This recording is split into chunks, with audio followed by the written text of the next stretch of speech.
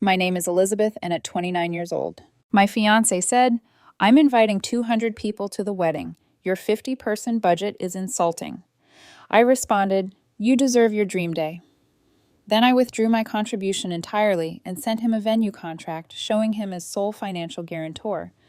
His panic call from the venue about the $38,000 they expected him to pay. I proposed to my fiancé, 32, about 8 months back.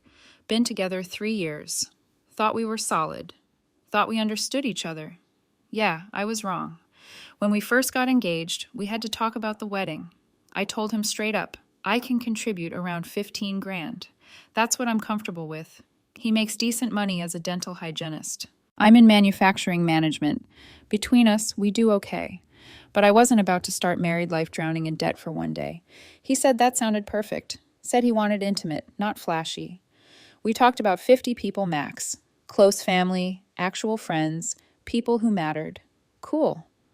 We were on the same page. Except we weren't last month. He comes home with this massive binder, wedding stuff. I'm thinking, okay, he's excited. That's cute, opens it up. So, I've been working on a guest list. Yeah, where we at? He's not looking at me. Around 200. I laughed. Genuinely thought he was messing with me. Good one. I'm serious. The laugh died in my throat. 200. We said 50. That was before I actually thought about it. Do you realize how many people we need to invite? Extended family on both sides, coworkers, college friends. We don't need to invite any of those people. That's why we said small. He set the binder down hard. This is my wedding. Our wedding. The biggest day of my life. You really want me cutting people just because of money? It's not just money. We agreed on intimate. We discussed it. I never agreed. That right there should have been my sign. The way he just rewrote what happened like I'd imagined the whole conversation. Look, I told you my budget. 15 grand. That's what I can do. He did this laugh, condescending as hell. $15,000 for 200 people. That's insulting. Insulting? Yes. Do you have any idea what weddings cost? The venue alone is like $25,000. $25,000 for a venue? Are you serious? It's the Rosewood Estate. I already put down a deposit. My heart stopped. You what? A deposit? $5,000. It's refundable if we cancel soon enough. With whose money? Mine from savings. You didn't think I mentioned this? I'm mentioning it now. I just stared at him. This wasn't the person I proposed to. This was someone else entirely. I know you wanted small, he continued, but I've been dreaming about my wedding since I was little. I'm not settling for some backyard thing because you're cheap. I'm not cheap. I'm being realistic. You're cheap. $15,000 is embarrassing. My friends are spending $50,000, $60,000 on theirs. Then your friends are idiots. His face went red. Get out. Excuse me. Get out of this apartment. Leave. Come back when you're ready to actually support me. I left. Drove around for hours. Got food somewhere. Just sat in my car, thinking. Got back around midnight. He was asleep. Saw the binder still on the table. Opened it. The venue contract was in there. Rosewood Estate. Total cost $38,400. Payment schedule. $5,000. Deposit already paid. Then 2 more payments of $16,700 each. My name wasn't on it anywhere, just his as the primary guarantor. That's when something clicked for me. Next morning, he was making coffee like nothing happened. Hey, I said about yesterday. I'm glad you're ready to apologize. I'm not apologizing, but you're right about something. He turned around. What? You deserve your dream wedding. The whole thing. 200 people, fancy venue, all of it. His whole face lit up. Really? Really? So I'm withdrawing my contribution completely. The light went out like someone flipped a switch. What? My $15,000? I'm keeping it. You want the big wedding? It's yours. Fund it yourself. You can't be serious. Dead serious.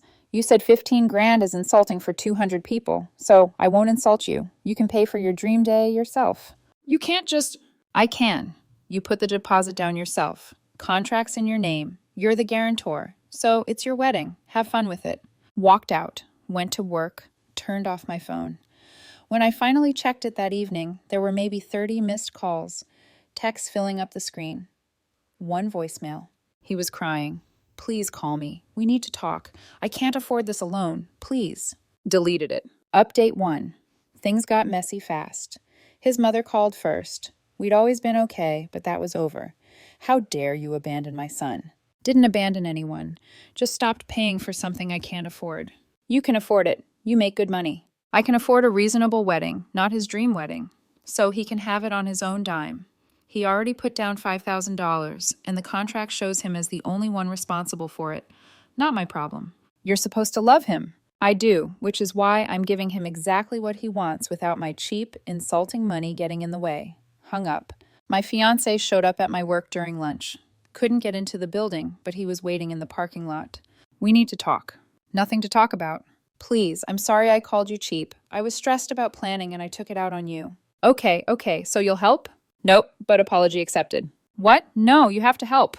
I can't pay for this myself. Cancel it then. You still got time. Deposit's refundable. I already sent save the dates to everyone. Blinked at him. You sent save the dates without confirming we could afford it? I thought you'd come around.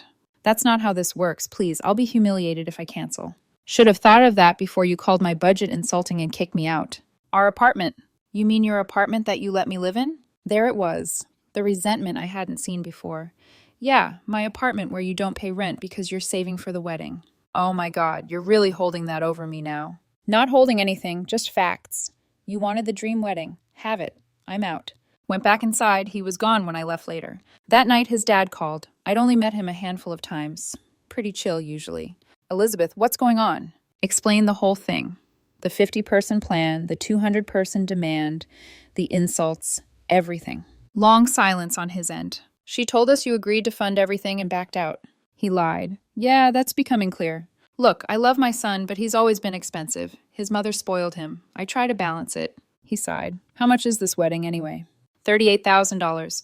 Just a venue. Doesn't include food, dress, photographer, any of that. He whistled. Jesus, I can't help with that. I'm retired. Fixed income. I'm not asking you to. Just wanted you to know the real numbers. She really expects you to cover all this? The contract's in her name only, so legally, it's all hers. But yeah, she expected me to just fork over way more than we talked about. That's not right. No, it's not. You ending things with her? The question caught me off guard. Was I? Haven't decided, but I'm definitely not paying for a wedding I can't afford for someone who called me cheap and insulting. Can't blame you. Good luck, Elizabeth. Later that night, he came home. I was watching something on TV. We need to talk. Go ahead. He sat down. I called the venue. Okay, the next payment is due soon. $16,700. Sounds about right. I don't have that. Then cancel. The save the dates are out. 200 people. No, 200 people you invited without making sure we could afford it because I thought you loved me. Love isn't a blank check. He started crying. Real tears, not the manipulative kind. I can't cancel. Everyone knows. My friends, family, your family. I'll look like an idiot. You look like someone who made a mistake and fixed it. That's called being an adult. Please, I'll cut the list. We can do 100 people. That saves on food. Venue cost doesn't change. A different venue then, you lose the $5,000 deposit. You could cover that. It's less than your budget. I looked at him. Really looked. You call my $15,000 contribution insulting. You kicked me out for calling your friends idiots, which they, if they're blowing 60 grand on one day. You lied to your parents about what we agreed on. You sent save the dates without confirming money. And now you want me to bail you out. I'm your fiancé. Are you? Because right now, you feel like a stranger who's terrible with money. He stood up. Fine, I'll cancel it. I look like a fool. Hope you're happy. I'm not happy. I'm disappointed. He went to the bedroom. I heard him on the phone, presumably with a venue, then screaming, then crying. Came back out maybe 20 minutes later, face all red and blotchy. They won't refund the deposit. Why not? It's only refundable within 90 days of booking. We booked 93 days ago. Ouch, ouch, ouch. I just lost $5,000. He gambled $5,000 on me caving. Bad bet. He grabbed his phone and keys. I'm staying at my mom's. Don't contact me. Wasn't planning on it. He left. Door slammed hard enough to rattle the frame. Radio silence for about 3 weeks. Then I got a call from a number I didn't recognize. Hello? Hi, is this Elizabeth? Yes, who's this? This is Amanda from Rosewood Estate. We have a situation with your wedding booking. Not my booking. My ex-fiancé's booking, right? Well, that's the situation. He was supposed to make the second payment, $16,700. It's past due. Okay, what happens now? The contract says if payments aren't received within 5 business days of the due date, we keep all deposits plus a cancellation fee. How much is the cancellation fee? $8,000. I whistled. So, he'd be out $13,000 total. Correct. Wow, good luck collecting that, ma'am. He listed you as an emergency contact. Did he now? Interesting, since my name's not on the contract. It's not, but we reach out to all parties when there are payment issues. You're not a party, just someone he used to date. You'll need to work this out with him. He's not answering our calls. That's his problem, not mine. Hung up. Felt a little bad for maybe half a second.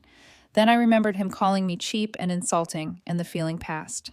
His mother called later that day. You need to help him. No, I really don't. The venue is threatening to sue. They're not threatening. They're following the contract he signed. He can't afford to lose $13,000? Then he shouldn't have booked a venue he couldn't pay for. This is his fault. He got his hopes up. He should have been clearer. I told him 15 grand max for a small wedding. He booked a $40,000 venue for 200 people. That's not me. That's his champagne taste on a beer budget. You're heartless. I'm practical. There's a difference. She hung up on me. That evening, he showed up. I changed the locks after he took his stuff, so he was buzzing from the lobby. We need to talk about... Let me up, I said against my better judgment. He looked rough. 3 weeks had not been kind. Lost weight. Hair was messy. Eyes red and puffy.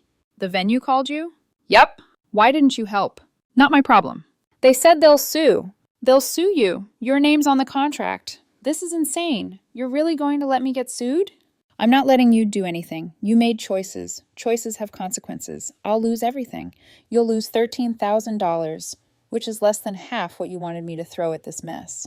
He collapsed onto my couch without asking, put his head in his hands. My credit's going to be destroyed, probably. I might have to file bankruptcy, maybe, or a payment plan. I can't believe you're doing this to me. I'm not doing anything. You did this to yourself. He looked up, pure hatred in his eyes. I told everyone we were getting married. My friends threw me a bridal shower. I have a dress. Everything's planned. You have a lot of bills planned. Screw you. I'm telling everyone what you did, how you abandoned me, how you're financially abusive. Go ahead. I'm serious. I know. And I don't care. Anyone with half a brain will see you tried to railroad me into paying for something 3 times my budget, called me insulting, then faced consequences. I hate you. Yeah, I picked up on that. He stood up, walked to the door, turned back. You're going to regret this. Doubt it. He left. The next day, he did exactly what he threatened.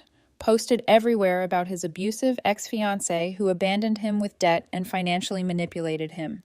His friends ate it up. Comments full of support, calling me a monster, telling him to sue. Then his brother commented, his older brother, who I'd always gotten along with. Wait, didn't you tell me he only agreed to 15 grand and you booked a $40,000 venue without telling him? Comments went quiet real fast. His mother jumped in defending him. He got your hopes up. He should have been clearer. His brother again. He was clear. You told me he was clear. He didn't want to hear it. My ex deleted the whole post. But screenshots live forever. Mutual friends saw it. People who actually knew both of us, not just his version. They started reaching out. Dude, is this for real? You really only said 15 grand? He actually booked a $40,000 venue? I sent screenshots. Our text conversations where I clearly stated my budget, the venue contract with only his name, everything. The whole story flipped. His friends who'd been calling me abusive went quiet. Some apologized. Most stopped talking about it. The venue sued him, served him at his parents' place. $13,000 plus legal fees. His dad called me. He got served, I heard. He's talking about bankruptcy. That's an option. Any chance you'd help? Even a little? No. Silence for a bit. Can't blame me. He really messed this up. Yeah, for what it's worth, I'm sorry. He wasn't always like this. His mother... That's another story. Appreciate the call. Final update. A couple months later, the lawsuit settled. He agreed to a payment plan. $500 a month for 26 months. Total still $13,000. But at least he avoided bankruptcy. Barely had to move back with his parents full time. His car got repossessed. Turns out he'd been missing payments on that too, while saving for the wedding. Credit tanked. Last I heard, he's working weekends at a second job to cover everything. His mom still sends nasty texts sometimes. Blocked her after the third one about ruining his life. His dad actually apologized through a mutual friend. He returned the ring.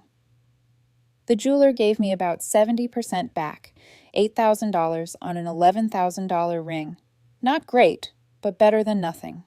I used that money for a solo trip, 2 weeks out of the country. Just needed time to think about what I wanted, what I didn't, what red flags I'd missed.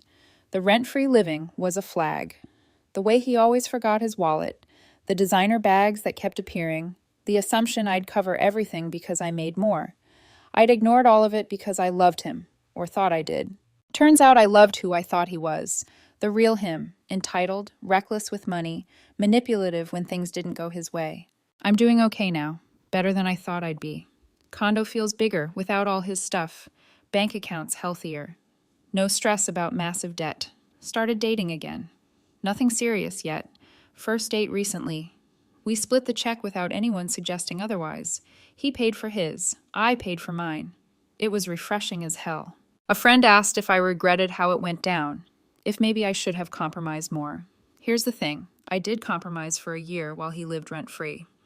Every time he forgot his wallet or agreed to a wedding, I would have been fine with courthouse and dinner. But when I drew a line at going into debt for one day, that's when I became the villain. No, I don't regret it. He wanted a fairy tale. I wanted a partnership. Those aren't always the same thing. The venue has new photos on their site now. Someone else had their dream wedding there. Good for them. Hope they could afford it. My ex tries to friend me on social media sometimes from new accounts. Blocked them each time. His friends who called me abusive, some said sorry. Most pretended it never happened. Whatever, not my problem anymore. His brother grabbed beers with me recently. Said his brother's finally starting to get what he did wrong. That he's embarrassed. I didn't ask for details. Don't really care. He mentioned he's dating someone new, met her at his second job. She bought him dinner and he apparently cried because someone treated him right. The irony hit me, but I didn't say anything. Point is, I'm good. Single, stable, way less stressed than when I was planning a wedding I couldn't afford with someone who thought love meant no financial boundaries. Someone asked if I'd ever get married now. Yeah, probably eventually. To someone who understands partnership means shared reality, not shared delusions about what we can afford. To someone who says, let's plan something we both feel good about, instead of, your budget is insulting. To someone who hears 15,000 and doesn't secretly plan for 40. That person's out there.